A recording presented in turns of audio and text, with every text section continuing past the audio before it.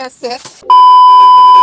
Another day, another vlog na naman tayo mga gayen. So for today's happening, dahil Lunes na naman ngayong araw, magre-report na naman tayo. So nagdiretso ako dito sa principal office at naglinis. Katapos sa principal office naman ay dito sa my corridor. After that, magwalis sa corridor ay dito naman sa under the mango. Lagi namin nililinisan dito kasi laging nalalaglag yung mga dahon ng mangga, mga tuyong dahon ng mangga. Dahil sa pwesto na to ay malapit doon sa may entrance sa gate, kaya lagi namin itong nililinisan. At saka yung mga mangga dito ay ang dadaming bunga, ang lalaki na rin. Kung pwede lang sanang burasin ay kumuha na ako. Umagang umaga nga ay ang init na. Kaya madali tayong napapagod dahil sa init ng araw. Halos nagwawalis nga kami dito araw-araw kasi madaming natutuyong dahon ng mangga. Buti pa kung yung bunga ang hinog at malaglag na. Ang bababa pa ng mga bunga, mga gayen. Sa mga nagdadatingan pala ng estudyante ay nagtataka sila kung bakit kami naglilinis na. Syempre, para sa inyo tong paglilinis namin, para sa next school year na naman. At gusto ko ngang i-shout out si Ma'am Cheryl na siya ang kasama ko sa pagbawalis dito sa sirok ng mangga. Kung naghahanap nga kayo ng kontraktor sa pagwawalis ay kontakin nyo na kami. At syempre, after how many minutes, natapos din kami. O baka sasabihin nyo, tinutularan ko si Erica Pineda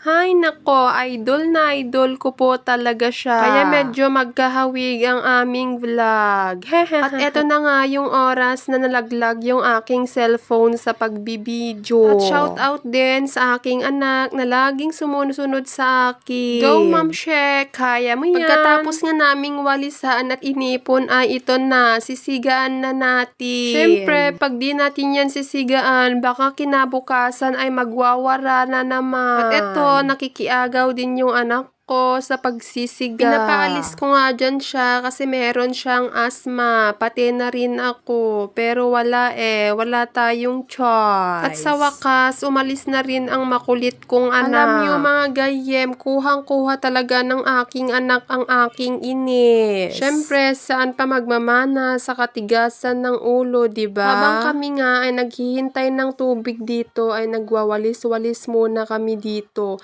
Kasi wala pa talagang tubig mga gayen. Sa sobrang hot ng panahon, natutuyo agad yung mga halaman natin. At nagsiga pa tayo dito, di lalo lang mas hot ang panahon. Pagkatapos nga naming nawalisan, ay bantayan muna namin tong apoy kasi mahangin ang panahon ngayon. Alam nyo na, ang bilis kaya kumalat ng apoy kapag mahangin at maraming natutuyong muhala dyan or dahon. Nagtataka siguro kayo kung ba't ako nagtatagalog na sa aking vlog. Syempre, para makarelate naman yung mga Tagalog nating followers. Hanggang dito muna tayo. Bye!